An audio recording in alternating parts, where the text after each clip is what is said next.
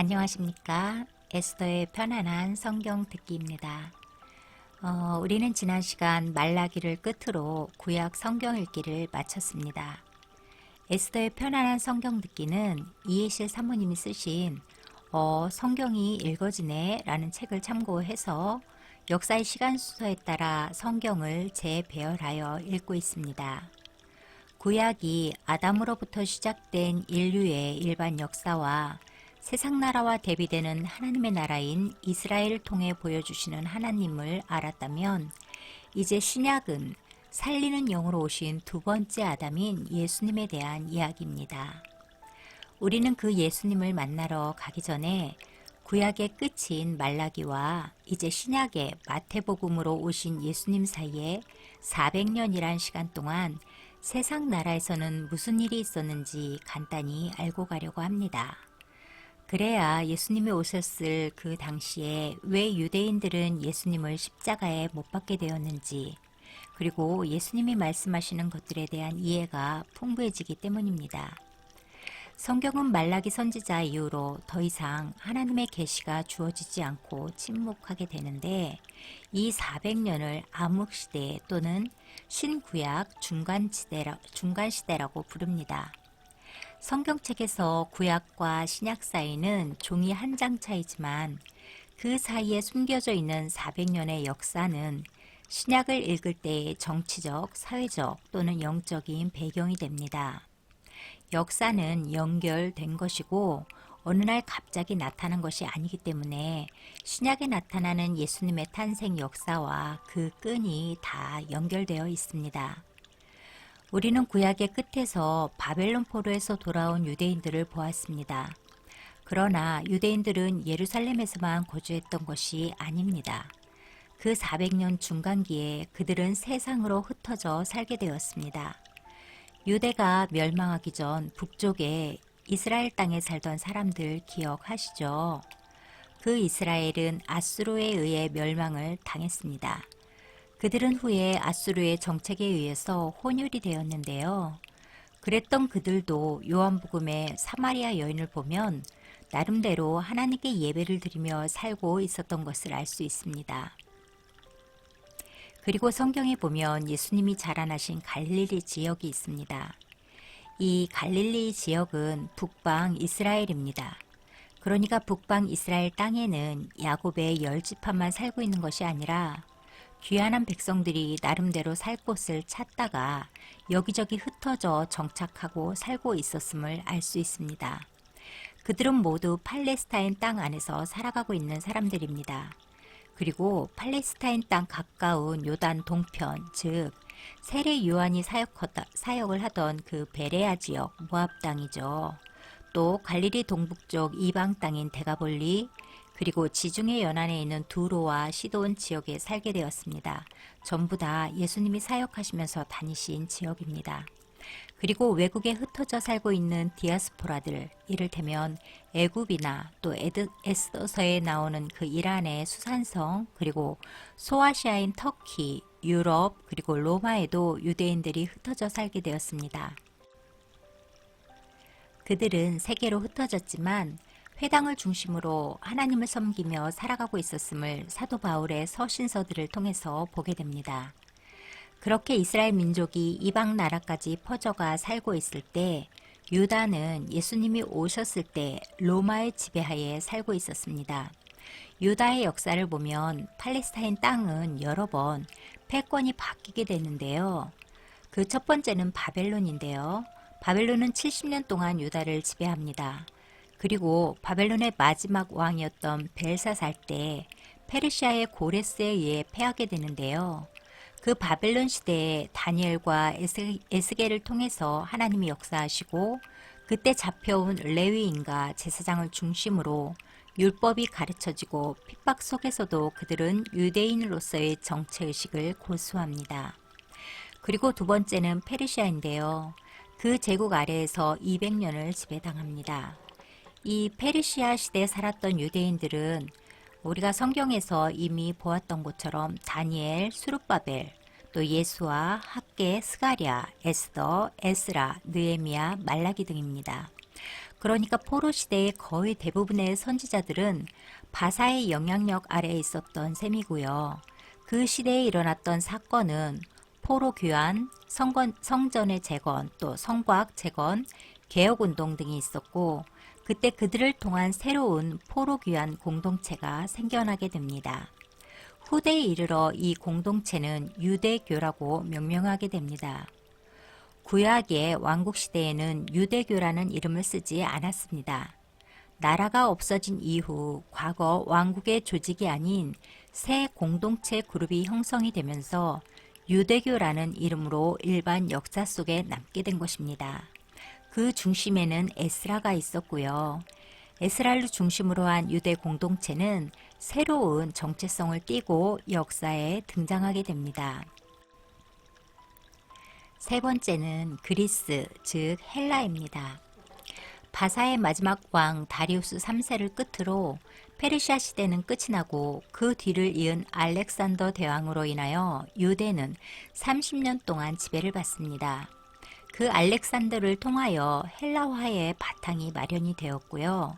알렉산더는 대단한 열정으로 세상을 정복해 나갔지만 뜻하지 않은 병으로 인해서 33살이 못 되어서 죽게 됩니다.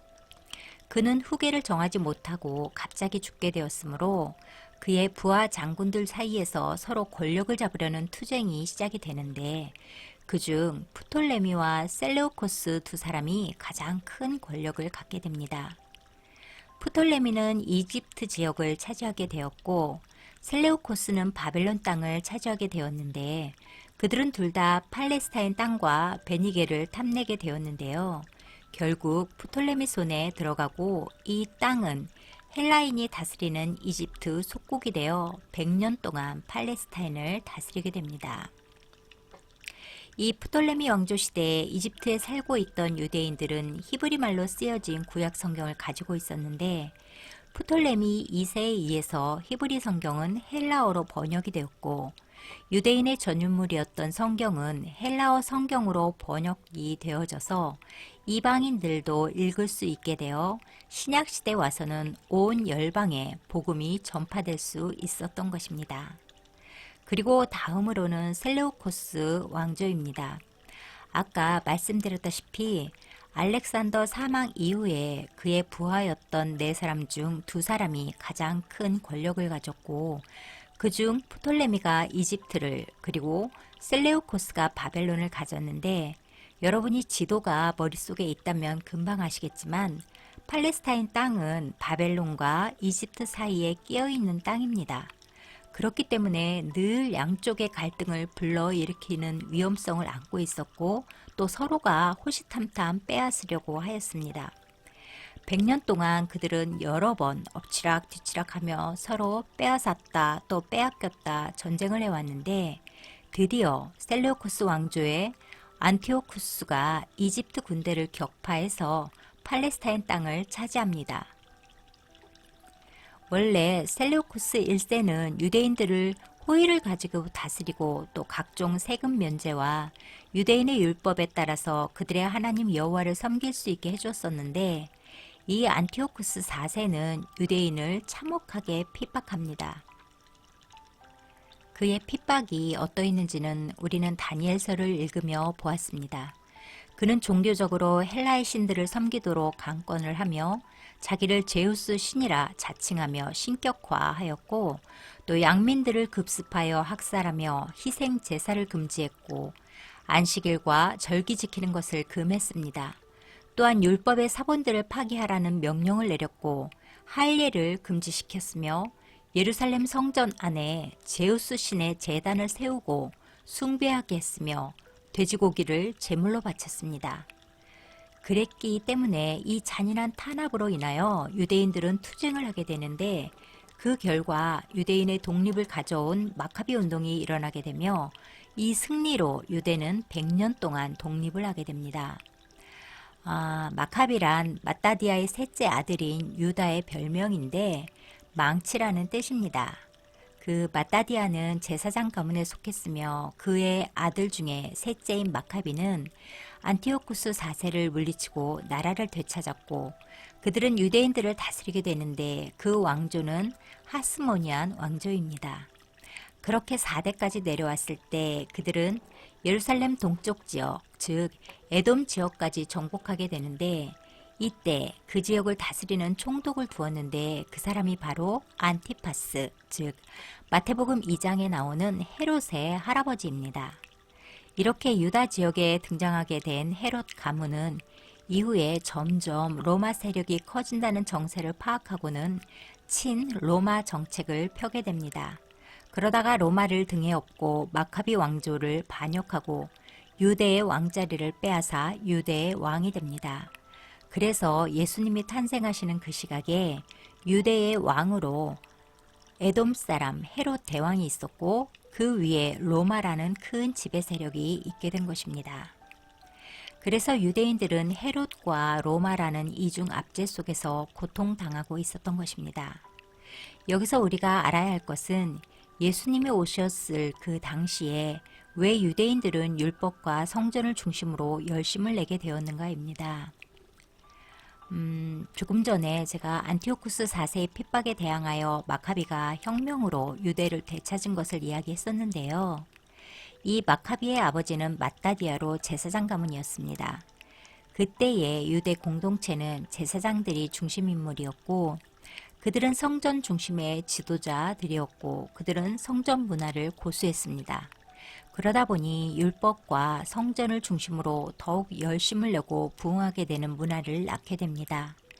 늘 다른 나라의 지배를 받아오던 유대의 공동체는 그렇게 마카비의 자유시대에 이르러서 유대교로서 다져지는 시대가 되었고 이 마카비 시대 속에서 발전된 유대교가 에스라 이후의 신약시대의 영적 배경이 되었습니다. 그들은 하나님의 백성으로서 포로 귀환 이후 하나님의 말씀을 연구하고 가르치는 일에 집중하였는데 그들에게는 하나님의 말씀, 즉 모세를 통해서 주신 율법을 공부하고 지키는 것이 가장 기본이었기 때문에 이 세 공동체는 율법 중심이 될 수밖에 없었습니다. 안티오쿠스로부터 독립한 이스라엘은 이제 어엿한 국가적 실체가 되었고 그것은 율법을 중심으로 결속한 유다의 남은 자들의 나라를 가리키는 것이었습니다. 그래서 율법은 유일무이한 최고 가치가 되었고 율법은 그들의 상징이었습니다. 그렇게 하스모니안 왕조는 100년 동안 유다를 독립된 이스라엘로서 살게 하였습니다. 그러다가 BC 8세기경 이탈리아 반도의 중간쯤에서 생겨난 작은 도시 국가였던 로마는 점점 힘이 강대해져서 BC 270년경에는 이탈리아 반도를 통일합니다. 그러면서 잡아온 노예들을 검투사를 만들어 즐겼는데 이 노예들의 반란으로 그것을 진압하기 위하여 원로원은 폼페이와 크라수스를 임명했고 이들은 반란을 진압한 후에 한 명을 더 가입시켜 원로원을 두르고 삼두정치라는 것을 하게 됩니다. 그때 등장하는 한 사람이 바로 율리어스 시저, 즉 성경에 등장하는 가이사입니다. 폼페이 장군 역시 BC 64년에 다메섹을 점령한 후 유다를 정복합니다. 이때 에돔 총독이었던 안티파터는 폼페이를 도와 예루살렘을 정복하는 데 일조를 합니다. 마카비 혁명으로 시작된 유다의 독립은 100년이 지난 후 이렇게 로마에 의해서 다시 무너집니다. 바로 로마 통치 시대가 시작된 것입니다. 그 폼페이와 가이사는 패권을 놓고 싸우게 되고 결국 가이사는 이집트에서 폼페이를 죽이고 거기서 클레오파트라를 만나고 로마를 통일 천하하는 주인공이 됩니다. 가이사는 마카비 가문의 힐카누스 2세를 한 지역의 작은 총독으로 임명을 했고 안티파터는 사실상 유대인의 행정관으로 임명을 하였으며 안티파터는 그의 작은 아들 헤롯을 갈릴리 총독으로 임명합니다. 그러던 중 가이사는 그의 충신에 의해 살해되었고 가이사가 죽은 후 그의 힘은 그의 양아들이었던 옥타비아누스와 가이사의 신하였던 안토니우스로 옮겨가게 되었고 또 헤롯은 로마의 힘을 등에 업고 유대의 왕으로 등극하게 됩니다. 가이사의 양아들인 옥타비아누스는 후에 안토니우스를 전쟁에서 이기고 로마의 대권을 차지하며 최초의 황제라는 칭호를 받게 됩니다. 그가 성경에서 예수님이 태어날 당시에 로마의 황제 아우구스투스입니다. 이렇게 해서 예수님이 오시기 전 400년 신구약 중간기에 있었던 역사적인 사실을 훑어보았습니다. 이것을 간단히 정리하면 유다는 바벨론에 의해 70년 포로 생활을 한 후 귀환하여 페르시아에 의해 200년, 그리고 그리스의 알렉산더에 의해 30년, 이집트의 프톨레미 왕조 시대 100년, 셀레우쿠스 왕조 시대 34년, 그리고 잠시 마카비 혁명으로 인해서 100년간 독립을 했었으나 그 BC 63년에 로마에 의해서 점령당했고, 예수님 오시는 BC 4년경에는 로마와 헤롯으로부터 이중적인 지배를 당하며 고통 가운데 있었던 것입니다. 그들은 수없는 전쟁을 겪었고 속국으로서 종살이를 하면서 더욱더 율법과 성전 중심이 되어져 갔습니다. 예수님이 오셨을 때의 상황은 로마와 헤롯으로부터 고통당하고 있던 터였기에 그들은 하나님의 약속에 따른 메시아를 강력히 원하고 기다리고 있었습니다. 그들을 그 압제와 고통에서 구원해 줄 메시아, 그는 강력한 정치 지도자여야 했습니다. 그러나 예수님은 그들이 원하고 바라던 강력한 정치적 지도자로 오신 것이 아니었기에 그들은 예수님을 메시아로 받아들이기가 어려웠던 것입니다. 이렇게 신구약 중간시대를 살펴보았는데요. 신약 성경이 좀 열리시는 것 같죠. 이런 지식을 바탕으로 신약을 읽어내려 가시면 훨씬 더 그 시대의 상황들이 이해가 되실 것입니다. 그럼 다음 시간부터는 드디어 신약 읽기에 들어갑니다. 마태복음을 통해서 그가 증거하는 예수님을 만나시길 기대하시면서 남은 시간 주님 안에서 평안하시길 바랍니다. 감사합니다.